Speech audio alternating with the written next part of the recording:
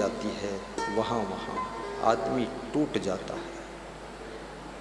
और सहनशीलता का अर्थ ये नहीं केवल गर्मी सह लेना, भूख सह लेना, प्यास सह लेना, सर्दी सह लेना, कीचड़ मच्छर सह लेना। अरे ये तो बहुत बड़ी बात नहीं।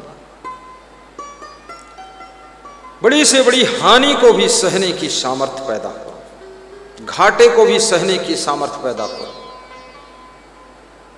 और बड़े से बड़े नुकसान के बीच में भी तुम्हारा मन परेशान न हो, इतनी सहनशीलता होनी चाहिए। सहनशील बनी आप रहो। किसी प्रिय के वियोग को भी सहने की सामर्थ्य पैदा करो। जिनसे तुम बहुत प्रेम रखते थे, तुम्हारे पिताजी की मृत्यु हो गई, सह लीजिए। कोई तुमको मदद नहीं कर रहा है, ऐसी कंडीशन में फंस गए, तुमने बहुत सबकी मदद किया है, लेकिन तुम्हारी जब जरूरत आई तो सबने हाथ खड़े कर दिए। ऐसी कंडीशन में सहनशीलता बनाइए रखिए, मन को टूटने मत दीजिए, मनोबल को कायम रखिए।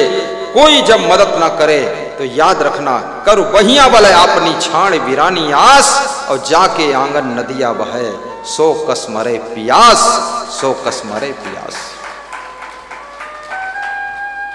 कबीर साहेब के दोहे को याद करो, कर बहिया बलिया। आहा, आपके पास में बहुत बड़ा बल है। ये धन बल तो बहुत साधारण बल है। धन बल, जन बल, मनोबल, आत्म बल, बुद्धि बल, तन बल, कुटुंब बल, बहुत से बल है, लेकिन सभी बल में श्रेष्ठ आत्म बल है। महाराणा प्रताप का सब धन छिन गया था, राज्यपाट छिन गया था, सिंहासन छिन गया था, राज्य छोड़कर जंगल में घास की रोटियां बनाकर खा रहे थे, लेकिन सब कुछ छीन लिया गया है, मुगलों ने छीना है। पर केवल उनके पास में आत्मबल और मनोबल था, जिसकी ताकत के द्वारा उन्होंने फिर से अपने चित्तौड़ के कले पर कब्जा किया है और फिर से राजगद्दी पर विराजमान हुई। इसलिए मनोबल को समझना, हिम्मत न टूटने दीजिए। आइए आइए आइए डॉक्टर साहब। आहा, डॉक्टर गुरु की परम भक्त मुकेश, श्री मुकेश गुप्ता है ना, मुकेश शर्मा जी, पेटी भर के फल लाए। फल फल धन्य हो, बैठो, विराजो। ये गोला गोकर्ण नाश्य आज बाराबंकी से जो भक्तों ने विशाल देव का दर्शन किया वो भी पधारे, प्रेम साहब का दर्शन किया है। श्री जियालाल वर्मा जी खड़े हो जाओ, श्री उत्तम कुमार जी सदुल्लापुर, और श्री और कौन नाम बताओ हैं, अवधेश मास्टर साहब, और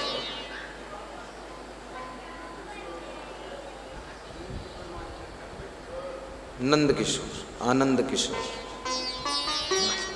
साहब बंधु, बैठिए विराज।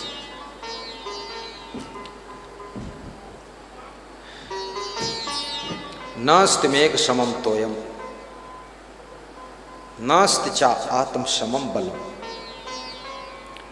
नास्ति चक्षु समम तेजो, नास्ति चा आत्म चा अन्न समम प्रियम। अन्न के समान कोई प्रिय पदार्थ नहीं है। जब भूख लगती है, आपके पास में 10 लाख की गाड़ी हो, लेकिन गाड़ी नहीं खाओगे, रोटी खाओगे। अन्न बहुत प्रिय है, पदार्थों में सबसे प्रिय चाणक्य ने कहा है अन्न है। और नास्त चक्षु समम तेजो, आंख से बड़ा कोई प्रकाश नहीं। छोटी सी आंख ना हो कितने सूर्य उदय हो जाएं फिर भी आपको एक सुई भी दिखाई नहीं देगी, हाथी खड़ा वो भी नहीं दिखेगा। आंख सबसे बड़ा प्रकाश और मेघ के जल के समान कोई जल नहीं। कितने ट्यूबवेल चला दो, नहर चला दो, पृथ्वी तृप्त नहीं होती है जल से, लेकिन जब मेघ वर्षा करते हैं तो पृथ्वी जलमग्न हो जाती है। इसलिए मेघ के जल के समान कोई जल नहीं है और आत्म बल के समान कोई बल नहीं है। तुम्हारा सब कुछ खो गया हो, मित्रों ने भी धोखा दे दिया हो, छोड़ दिया हो,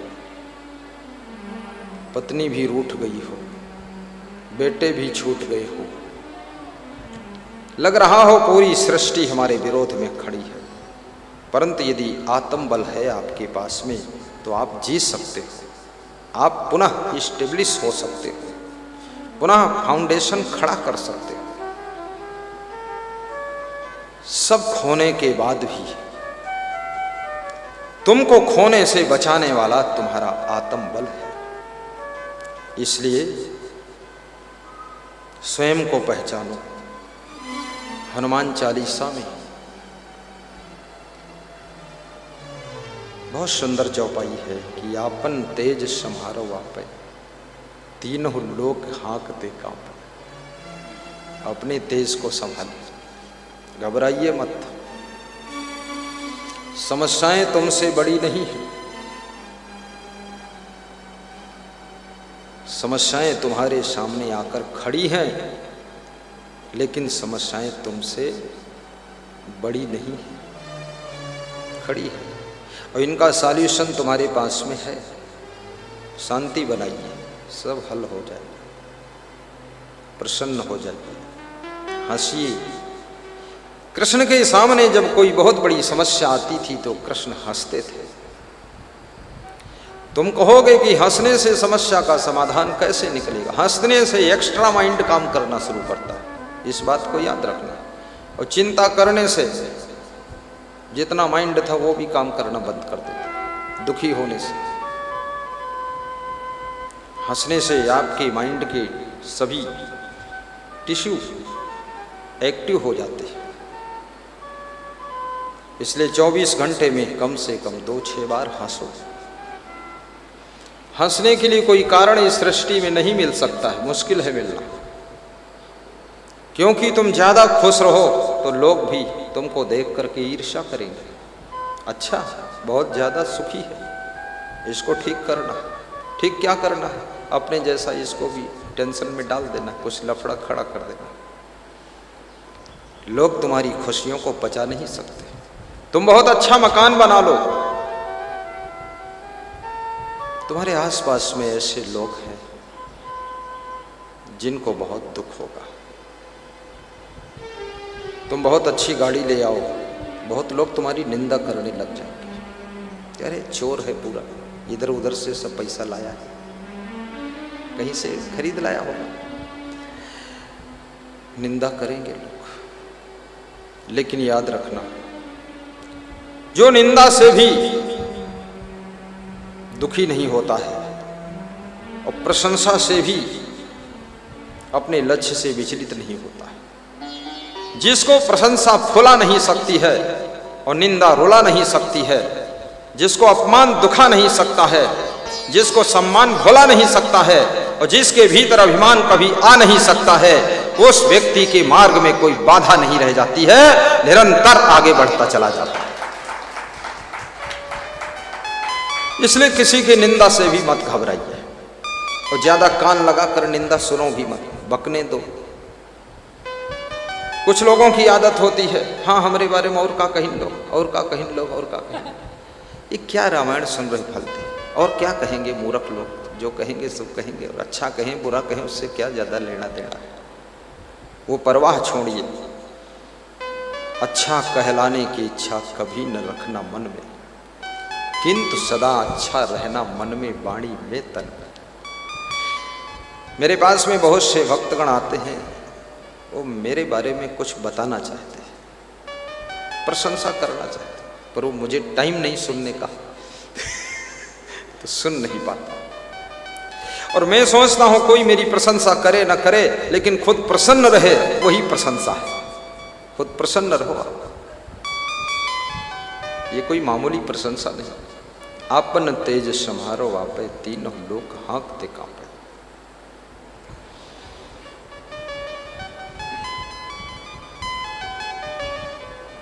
मनोबल, आत्मबल, बुद्धि बल का भी सही प्रयोग करिए। इस प्रकृति ने आपको बहुत से बल गिफ्ट में दिया, मुफ्त में दिया है। बुद्धि बल, जो बौद्धिक क्षमता है आपके पास में, इसके लिए आपको कोई पेमेंट नहीं करना पड़ा, फ्री ऑफ कास्ट आपको मिली है क्षमता। बुद्धि का प्रयोग ना करो तो इसका तो निश्चित टाइम है, जीवन पूरा होगा, शरीर आग में जला दिया जाएगा, दिमाग भी जल जाएगा। इसलिए दिमाग का प्रयोग भी करिए, जीरो पर मत खड़े रहिए, आगे बढ़िए। यदि संत बने हो तो सत्संग का प्रचार प्रसार करो, धर्म की रक्षा करो। धर्म की रक्षा करना संत का परम कर्तव्य है।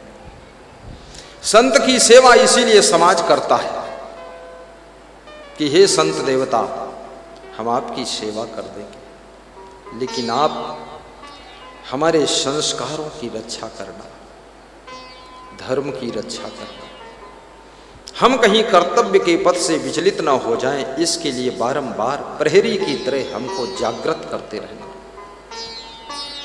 हम रास्ता भटक न जाएं। संत समाज का प्रहरी होता है।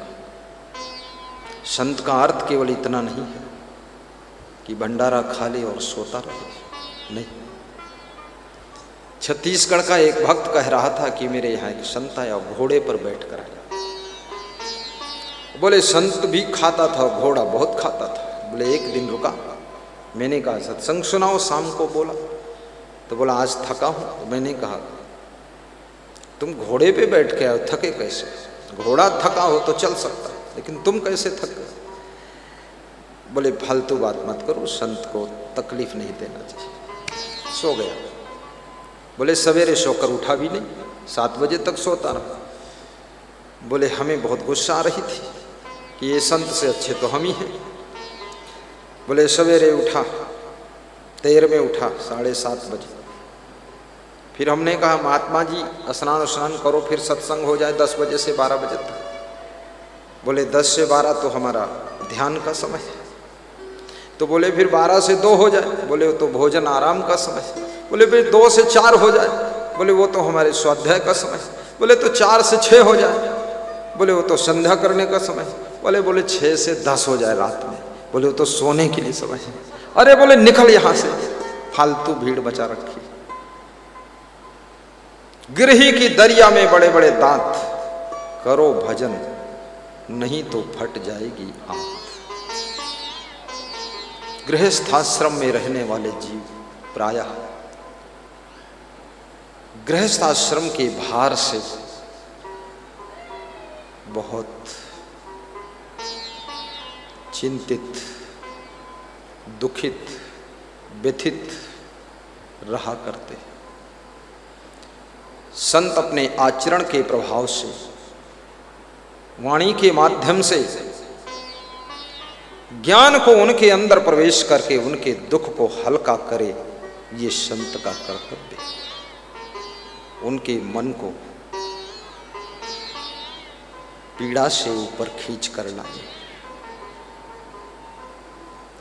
खुशियां बांटते रहो करोड़ों की जिंदगी के लिए। जिसको करोड़ों की जिंदगी के लिए जीना है वो संत बन जाता है। जिसको केवल खुद के लिए ही जीना है वो न गृहस्थ बनता न संत बनता है। और जिसको परिवार के लिए जीना है वो गृहस्थ बन जाता है। और गृहस्थ बन करके भी जिसको देश भक्ति करना है, ग्राम भक्ति करना है, गौ भक्ति करना, गुरु भक्ति करना है, तो भगवान श्री राम, भगवान श्री कृष्ण, मीरा और शिवरी बन जाता है। याद रखना, गृहस्थ बन करके भी आप जनहित कर सकते हैं, परहित कर सकते हैं, निजहित कर सकते हैं और समाज सुधार भी कर सकते हैं। प्रचारक भक्त बनो, डेड बॉडी मत बनो। सप्ताह में एक दिन का समय निकाल करके 2-3 भक्त संगठित होकर के जाइए, किसी भी गांव में जाकर के सभा लगाइए, भजन गाइए, सत्संग थोड़ा सुनाइए, गुरुदेव का भी सत्संग सुनाइए, गुरुदेव की तस्वीर रख करके सबको दर्शन कराइए और प्रचार कीजिए। भक्ति से जोड़ना भी बहुत बड़ी चीज है। जैसे हनुमान जी ने सुग्रीव को राम से जोड़ा था, तहां हो इस सुग्रीव से मिताई हो जाएगी, मित्रता, सब काम बनेगा। इसलिए संसारी लोगों को जोड़ो भी, रोज कम से कम 2-4 लोगों को बताओ। अपने मोबाइल में यूट्यूब में सत्संग सुना दो, उनके में दिखा दो, सब्सक्राइब कर दो। जिंदगी का 10% टाइम अध्यात्म के लिए रखना चाहिए। 24 घंटे हैं, 24 घंटे में कम से कम 2-2.5 घंटे तो अध्यात्म के लिए रखो। बैल की तरह रात दिन पेरते रहो, ये जिंदगी नहीं है। जो बनाया है, कमाया है, उस आनंद लेने के लिए भी थोड़ा टाइम निकालिए। एक मिनिस्टर के फार्म हाउस में मैं गया छत्तीसगढ़ में, तो उनके सोफा सब बहुत अच्छे कीमती सोफा वहाँ पड़े थे। किसी पे पानी टपक रहा था, कोई चूहा नोच डाले थे, कहीं बिल्ली की लेटरिन पड़ी थी। बोले ये फार्म हाउस आप आइए, आपके हमेशा रहने के लिए। तो हमने कहा ये चूहों की लेटरिन ही साफ करता रहूँगा। अच्छा ड्यूटी लगा दिया आपने। मैंने कहा आप कब आते हो? बोले मैं तो 2 साल बाद आपके साथ आया, आपके कारण आ गया, नहीं मैं तो नहीं आता हूँ यहाँ। तो हमने कहा फिर इतना अच्छा सुविधा बनाया है, कभी इसका आनंद नहीं लेते? बोले आनंद, शुगर हो गई है, नींद आती नहीं है, नेतागिरी लंबी चौड़ी है, 2-3 बार चुनाव हारा हूँ, 2-3 बार जीता हूँ, अब 500 करोड़ बर्बाद हो गए हैं, टेंशन बहुत है और यहाँ आता नहीं हूँ आनंद लेने। हमने कहा सोफा पर बैठो, कुछ अच्छा लगता? बोले मुझको मालूम ही नहीं पड़ता सोफा पर बैठा हूँ कि पत्थर पर बैठा हूँ। किसी सुविधा का आनंद लेने के लिए मन का निश्चिंत होना आवश्यक होता है। अगर मन आपका चिंता की ज्वाला में जल रहा है, टेंशन में, सुविधा में आपको रख दिया जाए, उस सुविधा आपको ना स्मरण होती है, ना एहसास होती है, उसका तुम आनंद नहीं ले पाते। इसलिए याद रखना, सत्संग आपको चिंता से मुक्त करता है, टेंशन से मुक्त करता है और आपको आत्मज्ञान कराता है और माया मोह से आपको बाहर निकालता है। तब आपका मन प्रफुल्ल होता है, फिर जैसा भी सुविधा होती है उसका आनंद